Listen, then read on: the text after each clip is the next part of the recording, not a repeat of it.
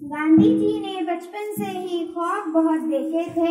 कभी चले थे आग पर, कभी बारिश में भीगे थे, कभी सहरा की तपती रेत पर नंगे पांव दौड़े थे, कभी समुंदर की लहरों पर दौड़ाए अपने घोड़े थे, कभी कड़कती बिजली को भी छूने की कोशिश की थी, कभी गरजते बादल के अहवाल की परसिश की थी, कभी तूफानी रात में अपना दिया जलाने बैठे थे, कभी कड़ाके की सर्दी में हाथ पांव भी ईंधे थे कि एक रोज जानी पहुँचे थे चांद की बुढ़िया नानी तक, जिनको हम सब जानते हैं सिर्फ एक कहानी तक।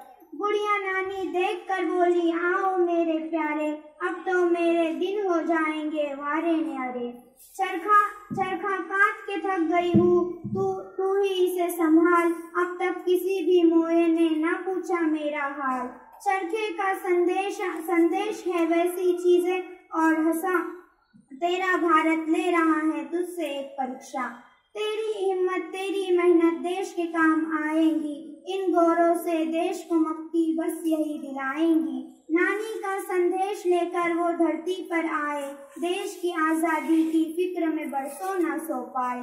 चरखे की इस ख्वाब ने इसको ये ऐसा सबक पढ़ाया, हर दुश्वार गुजार रास्ते पर अपना कदम बढ़ाया।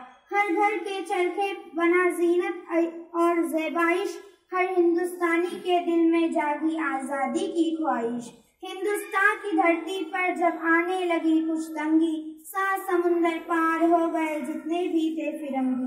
गांधी जी का ख्वाब यही था, गांधी जी का ख्वाब यही था।